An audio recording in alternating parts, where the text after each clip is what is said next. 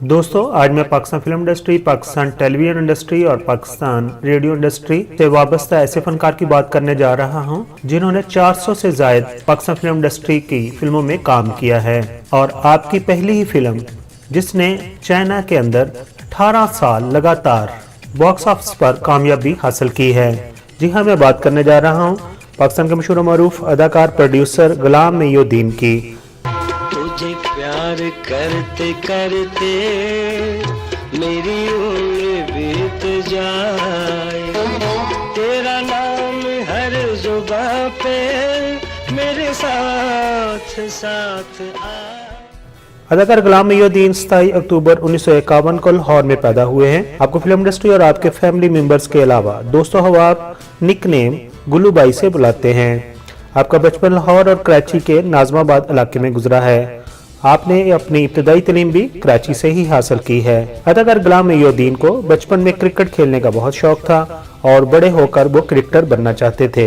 लेकिन जब आप हाई स्कूल में पढ़ रहे थे तो आपको नाजमाबाद कराची के एरिया में वाक़या जो सिनेमा थे उनमें फिल्में देखने का शौक हुआ करता था। और इस तरह अक्सर फिल्मों में हीरो के किरदार को देखकर वो भी समझते थे वो एक खूबरू और खूबसूरत नौजवान है और वो भी अदाकारी कर सकते हैं और फिल्मों में हीरो आ सकते हैं। और यूं आप अक्सर कराची में मौजूद ईस्टर्न फिल्म स्टूडियो के बाहर अपने दोस्तों के साथ जाकर खड़े हो जाते थे ताकि शायद किसी प्रोड्यूसर डायरेक्टर की नज़र पड़ जाए, मगर हकीकत में ऐसा कुछ भी नहीं हुआ और वो कामयाब नहीं हो सके।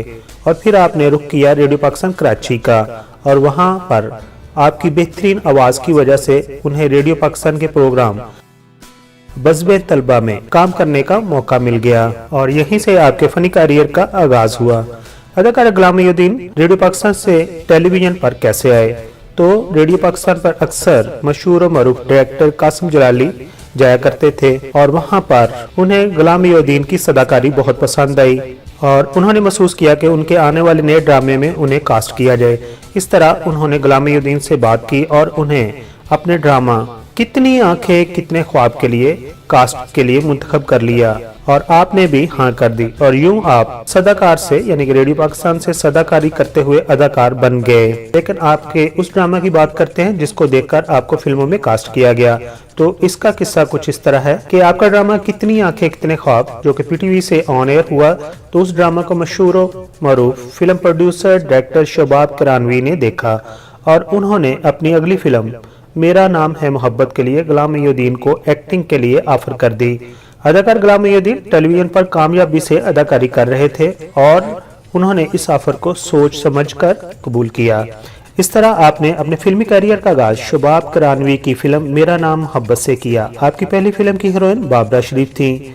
फिल्म मेरा नाम मोहब्बत की स्टोरी चाइनी फोक स्टोरी से ली गई थी, यानी चाइना के अंदर एक फोक लव स्टोरी थी जिससे इस फिल्म का थीम लिया गया था। दोस्तों 1975 में फिल्म मेरा नाम मोहब्बत रिलीज हुई तो फिल्म अपनी लाजवाब कहानी, दिल को छू लेने वाले गानों, गुलाम मोइनुद्दीन बाबरा शरीफ की अदाकारी की वजह से बॉक्स ऑफिस पर सुपर हिट साबित हुई और फिर गुलाम मोइनुद्दीन रातों रात अपनी पहली फिल्म से ही सुपर हिट हीरो बन गए और उस वक्त के डायरेक्टर्स की अवलीन तरजीह में शामिल हो गए। बाद में फिल्म मेरा नाम मोहब्बत को चाइनी जुबान में डब करके चाइना में रिलीज किया गया। तो इस फिल्म को चाइना के लोगों ने बहुत ज़्यादा पसंद किया और इस फिल्म को 18 साल तक चाइनीज सिनेमा में रिकॉर्ड तोड़ बिजनेस करने का एजाज़ हासिल हुआ। चाइनीज लोग उर्दू गानों को याद करके गाया भी करते थे। इस तरह इस फिल्म को चाइना में वही मुकाम हासिल हुआ जो कि बाद में बॉलीवुड की फिल्म डिस्को डांसर को 80 की दहाई में रशिया के अंदर हासिल हुआ था। पाकिस्तान के मशहूर मरूफ डायरेक्टर सैयद रिजवी जो कि स्पेशल इफेक्ट्स की फिल्में बनाने में अपना नाम और शोहरत रखते हैं, उनकी माजी की मशहूर फिल्म सरकटा इंसान के हीरो भी गुलाम मोइनुद्दीन ही थे। पाकिस्तान में बनने वाली कैद आज़म की जद्दोजहद पर फिल्म जनाह में कैद आज़म का रोल तो हॉलीवुड के अदाकार क्रिस्टोफर ली ने अदा किया, लेकिन इस फिल्म में उन्होंने तमाम डायलॉग्स इंग्लिश में अदा किए थे। इस फिल्म को जब उर्दू में डब किया गया तो दोस्तों कैद आज़म की शख्सियत के पीछे गुलाम मोइनुद्दीन की आवाज़ को डब किया गया। ये भी गुलाम मोइनुद्दीन के लिए एक बड़े एजाज़ की बात है। दोस्तों अब बात करते हैं गुलाम मोइनुद्दीन की दूसरी चंद मशहूर फिल्मों की, जिनमें शामिल है मेरा नाम मोहब्बत ये 1975 में रिलीज हुई। सोसाइटी गर्ल 1976 में, इश्क इश्क 1977 में, आवाज़ 1978 में, आग और शोले 1980 में, अमानत 1981 में, जर्नैल सिंह 1981 में, मौला बख्श 1988 में, आग ही आग 1988 में, जीवा 1995 में, कर्ज 1997 में, और उनकी आखिरी फिल्म जो रिलीज हुई वो 2018 में, उसका नाम था द डोंकी किंग। दोस्तों, गुलामी यदीद पाकिस्तान टेलीविजन के अलावा पाकिस्तान के दूसरे मुख्तलिफ चैनल्स पर भी अपनी अदाकारी के जौहर दिखा चुके हैं और उसके अलावा वो प्रोडक्शन के शोबा से भी मुंसलिक हैं। अदाकारा गुलाम मोइनुद्दीन के जो बेटे अली गुलाम मोइनुद्दीन हैं वो भी एक मशहूर मरूफ एक्टर हैं और उन्होंने 2016 में फिल्म सवाल 700 करोड़ डॉलर का की थी। आखिर पर हम बात करते हैं गुलाम मोइनुद्दीन के अवार्ड्स की, तो उन्होंने बेशुमार निगार अवार्ड जो है बेस्ट फिल्म एक्टर के तौर पर और बेस्ट स्पोर्टिंग एक्टर के तौर पर लिए हैं। इसके अलावा हुकूमत पाकिस्तान ने उनकी खिदमात को सराहते हुए उन्हें प्राइड ऑफ परफॉर्मेंस के अवार्ड्स में 2019 की लिस्ट में शामिल कर लिया है।